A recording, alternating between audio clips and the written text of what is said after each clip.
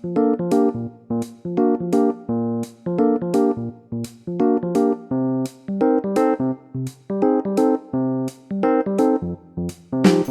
up guys, I'm ZW, and 8 months ago I attempted to fix Woody but failed, and since then,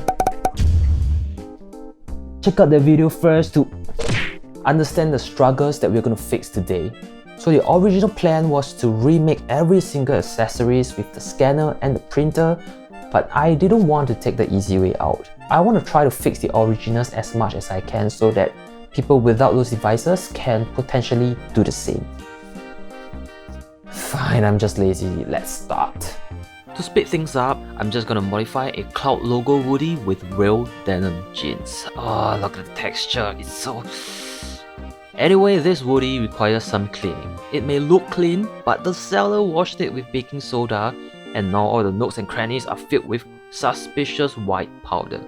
It's everywhere, oh, so dusty. Finally, I'm gonna remove everything to give them a quick rinse. Wow, the amount of white stuff.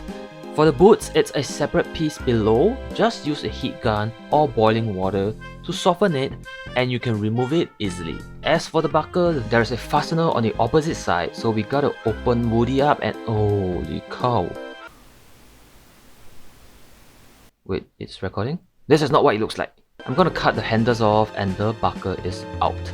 And this tag, I don't like it at all. But it says do not remove under the penalty of who cares? FBI, open up! I'm just gonna give these parts a quick soak to remove the powder. Oh, Woody wet his pants. Okay, while we wait for Woody to dry off, let's scan some stuff. Scanning Woody's head didn't go as smoothly as I hoped because his eyes and hair are dark colored and it's hard to capture them with the scanner. I did get an overall shape and that's all I needed. For the accessories, they were all too dark, so I tried this AE Sub scanning spray, which basically coats the object with a layer of grey paint that vanishes after a while. It did help me capture the rough shapes again, and that was enough. Now, we finally get to the most important part of Woody, his head. The game Kingdom Hearts 3 visited Andy's room as one of the worst, and it has a very accurate model of Woody. Put her there. If you do a quick search, you will find these models online, and there are even pre-made poses available for you to play around. Of course, disclaimer, property of Disney, used at your own risk. What you need is a program called XNA Lara. You import in the Woody model and wake him up with the poses. Ha! Ha! Yes! Yes, the highly sought after toy mode phase. Export it out as an OBJ, import it into Blender or ZBrush, and you can remove the accessories that you don't need. There you have it, the most accurate Woody head you can get online. Now just adjust it as much as you like and you can print it. For me, I want my Woody to have the same neck attachment as the toy, so I stole it from the scanned model and we are ready to print. The Woody model also came with some goodies like images of his hair, accessories and clothing. What I'm interested in is the buckle, because you can crop the image out, make it grayscale, do some level adjustments and clean it up. Taking the buckle from the Woody model for its accurate shape, I can use the image as an alpha on ZBrush and recreate the patterns. After adding a little texture to it, it's done. To get the size right, this is where the scanned belt model comes in. I added the two long poles that are going to be inserted into Woody and it's ready. Just setting it up to print with the badge, which was made with the same method, and we gotta rest our eyes and work on some accessories. The boots should have bigger holes, and I'm gonna drill the holes bigger. I don't know what else to tell you. It's the best way to fix this without printing an entirely new one. The front piece of the holster should be a separate piece, and it makes total sense to cut it out, you know, to separate them. But that left a really nasty, uneven layer at the bottom, so I decided not to thin the star any further. I mean, at least the bottom part is curved outwards and it looks like a separate piece. The red jam can be fixed really easily if you bought the buttons I used in the first video, because you will also have a metal base like this. Simply push it into the star, take an 8mm red rhinestone jam sticker, I bought mine from China, but I will try to find an Amazon link for you. Glue it to the base and done. Easy and pretty. Pretty easy. Now the head. The strings are nylon. It's too soft and it wraps around the head without leaving a gap. That's not gonna work. Fret not, because I bought some leather cords that are of 1 mm thick. After comparing the colors, it's lucky we have one that is quite close. Just slot it in, go around the edges and back through the holes from the top. Tie a dead knot and there are gaps now. For the vest, I printed out the vest pattern from the same image I got the buckle from, because I figured the shape should be the most accurate, right? So let's remove the border first. This is useless, throw it away. Lucky for us, there are additional fabric that was folded inwards when they were sewn. I ironed them flat off camera. I don't need to show you how to iron, do I? Now that they are out, we can place the paper cutout over the vest to get an outline of the perfect shape. Don't be afraid, nothing will go wrong. Just cut them out and damn, they look crooked. It's okay, take the sleeves out as well. Unfortunately, it's sewn together with the sides, so you will have to re-sew it back. Just insert the needle through wherever you see a hole. I want to thank Brad for the idea of the borders. He suggested using cords instead of sewing them. I do not have leather cords of that thickness, but I do have some China cords that looks pretty good. And this graphic tape back in my helmet making days, yeah, the white tape did not hold well.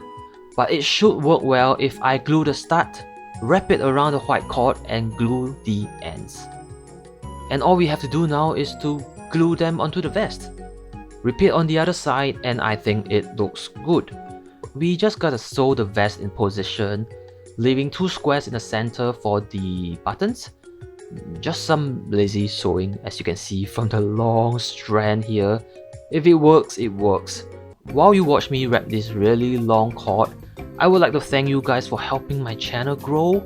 I am eternally grateful. If you would like to help a little more, do check out my new coffee page memberships. Just keeping it low-key for now because I'm too busy for additional content. It's just a platform for people who wants to help me make more videos. So, shameless self-promotion done, we can start gluing from the back. This cord is long enough to go around the entire vest. And remember when I said it's crooked? This is the chance you can adjust the shape by gluing the cord a little onto the shirt to achieve a better outline. This time, I do care about the back because I don't want to revisit him again. Let's try not to miss anything out, even if that means I have to do the back. Cheating again to get a nice curve and ending at the back. This is so tedious. We are not done. Gotta color the cow prints black to make it look new. Glue the China buttons on and the prints are ready. The Form 3 is amazing, but the materials are so expensive, I will probably find a cheaper alternative.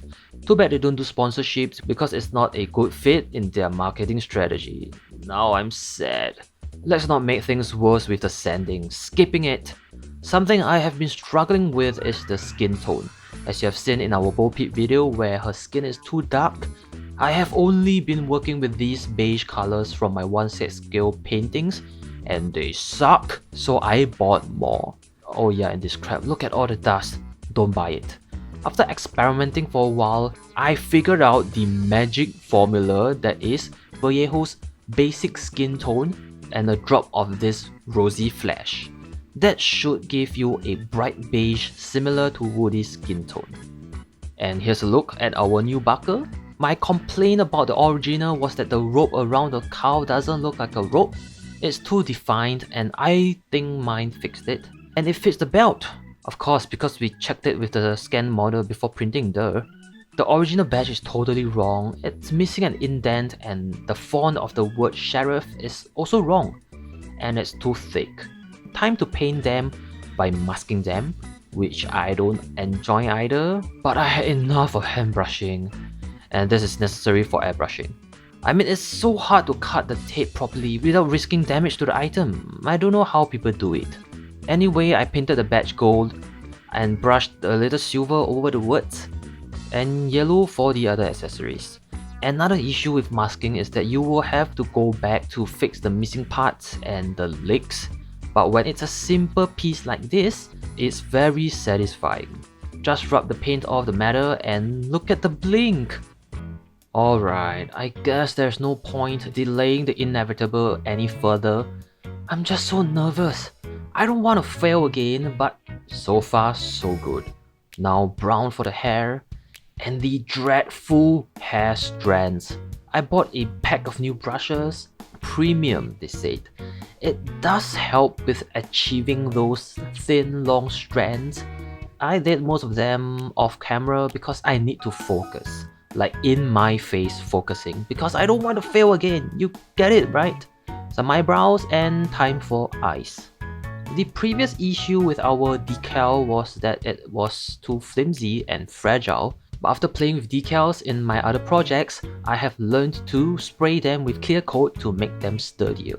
And I also practiced a little on this amputated Bo Peep arm to make sure that I'm ready. Let's go.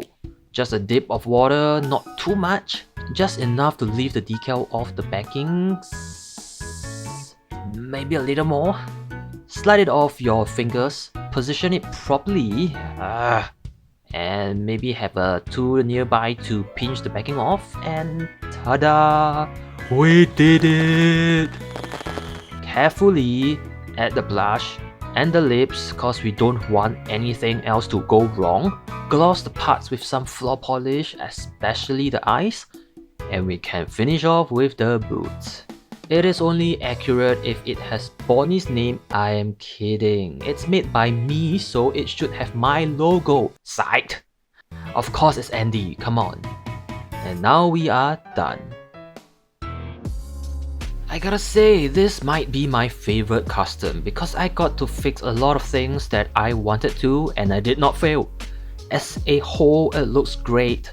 Even though the boots could be drilled more cleanly, the buttons should be thinner, but I love the holster, the new vest, and of course, the skin tone. Finally found the right beige. Look at how dark our first attempt was. It's also bigger cause I didn't have a scanner to compare the sizes with.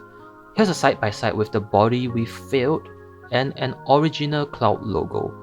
Help me make more videos with coffee? Check out my other customs and goodbye.